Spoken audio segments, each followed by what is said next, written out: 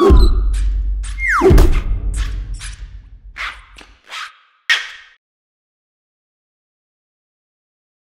everyone, welcome to another good e-reader comparison video. My name is Michael. This is Peter. Today we're looking at the Kindle Paperwhite 2 and the Kobo H2O. So this is a 6-inch e-reader and this is a 6.8-inch e-reader. This is the first waterproof e-reader issued by a mainstream company. The purpose of today is basically to show you the UI, how ebooks and PDFs look, and the overall store experience, as well as some superfluous software enhancements. So first of all, you can see that the Kobo Aura almost gives you like a dedicated main screen.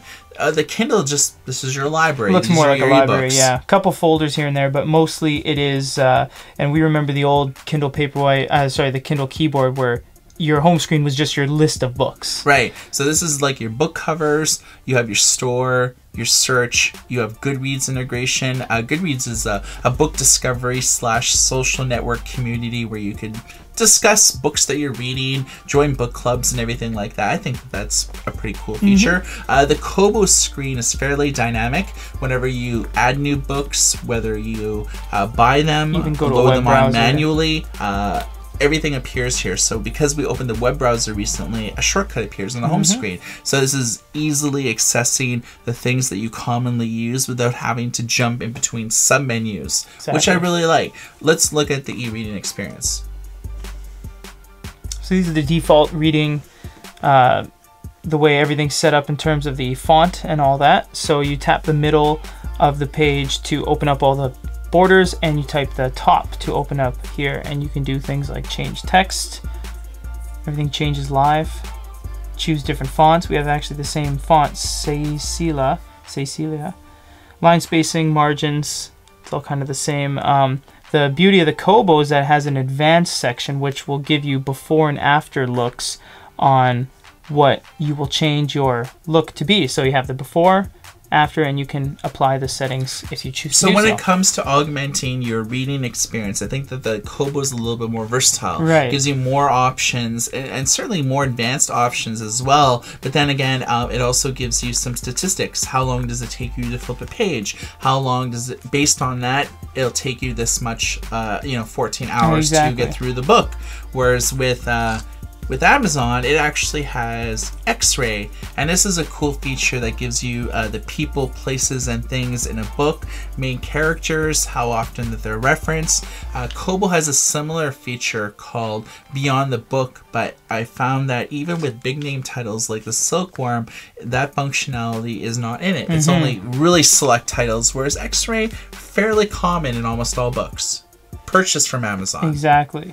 So you can make highlights and notes. If you add a note, we're going to add a note on here just to look at the keyboard. I think the keyboard's a lot better on the Kindle Paperwhite only because it's QWERTY in the sense where it's staggered. It's not stacked on top of each other, because on a real keyboard, the Q is not above the A directly. It's a little bit off center like this. So this is more of a natural feel, more familiar.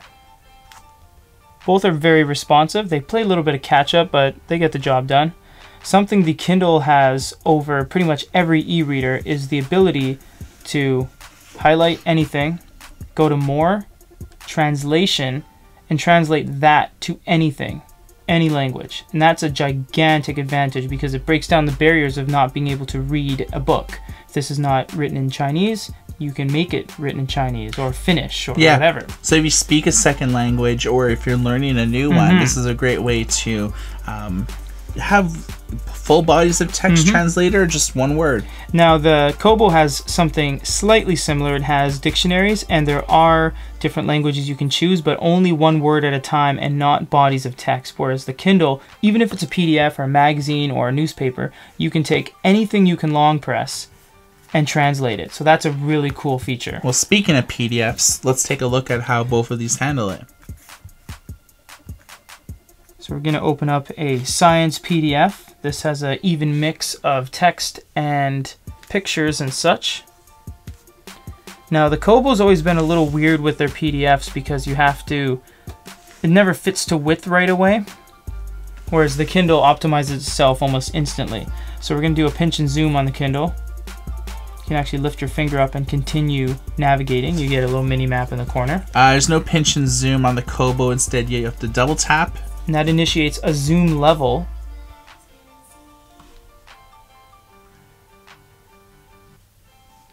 All right. Yeah, so it's kind of struggling a bit, but you can't zoom beyond this first level unless you let it refresh.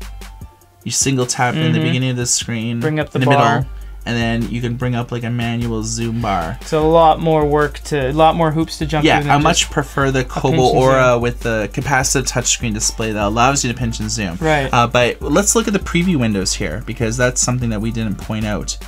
So Kindle has a firmware update where these are fairly similar. You actually see a snapshot of this document page that you're on. So when you are pinching and zooming, or you're isolating specific bodies of text, it helps orientate you on where you are in the document. One of the cool things I like about the Kobo is once you find that optimal zoom level, you can actually churn the page and maintain that setting. And once again, on the Kindle, you can long press anything and translate within even a PDF. So if you don't know what this says in English, the translation function exists across pretty much anything you're doing. Yeah, whereas with the Kobo, once you're zoomed in, you can't really do a lot of things with the text.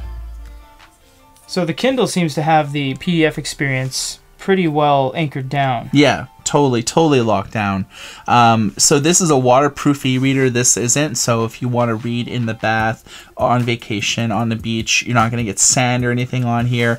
With this, you can send it away to a third party and pay roughly about $59 to get it waterproofed, but it's an added cost. So this, how much does this retail? It's dropping. It's been through so many promotions. You can get them around $120 for a Paperwhite too. And this is gonna hit the streets October 1st at $189. Seems but really steep. Generally, these things come down in price pretty absolutely quickly. Yeah. So you do on the main UI have reading stats, awards, dictionaries. Let's look at the bookstore, because this is where you're gonna spend a lot of your time to purchase content. So as of a week ago, and it's August the 30th today, Amazon has 3.5 million books. Wow. And Kobo has around 4 million books. Not too bad. So ecosystem's fairly comparable. So you can see here that this is more, I think that the Kobo has done a good job. Looks very good. So we'll click on a book and see what you can get. So you have sample, you can do read preview, same thing as a sample. You have the comments, everything's on one page in the Kindle. Yeah, with here you see review, you see like rates, like starred ratings, but you actually don't see any reviews, and you don't actually see or have any indication that this book is compatible with Beyond the Book. Exactly. So this will actually say X-ray either enabled or not enabled. So it doesn't tell you really how long the book is. This tells you exactly how many pages it is. All so the stats. I think that Kobo still has a little bit of ways to go in terms of their store layout. Main screen looks good under the store. It's true, but you don't get any indication as like, like we said when we were looking at Beyond the Book, or the absence of it. It's like, wow, this book is one of the best sellers of 2014, but it doesn't have any Beyond the Book. What books do? Well, it doesn't really even tell you. Right. So that's, I don't know, that irks me. Anyways, when it comes down to it, these are two different e-readers. They read books primarily the same. The Kindle has the advantage on PDF reading. I think it also has an advantage on their X-ray as well as their Goodreads integration. So these two e-readers, you would, different ecosystems. But when it comes down to it, I think I'm more of a fan of the second generation Paperwhite. I would say the Kindle does it better, but the Kobo has a lot of advantages. It has an SD card. This one has a bigger screen. It has more books in the bookstore. So there are advantages to both, but when it comes down to as of right now in August 2014, the Kindle Paperwhite is just the better reader. It will read the content better. Yeah, I think so. You heard our opinion. Weigh in on yours. Drop a comment below. And for all of our other videos, check out youtube.com/goodyreader. And for a comparison of the second generation Amazon Kindle Paperwhite and the new Kobo H2O. My name is Michael. This is Peter. Everybody take care. What is in there? We have a SD card, micro, up to 32 gigabytes. We have status indicator light. This extra hole is for the latch, like so. And we have the micro USB port, which is utilized for charging the device and transferring data to and from the device to your computer. So we tap the power button to wake it up. And this is the home screen, Mike. Tell us what we're looking at. Okay, the resolution is 1440 by 1080, so you're getting tremendous screen clarity and resolution. It also has a front lit display, and you can get this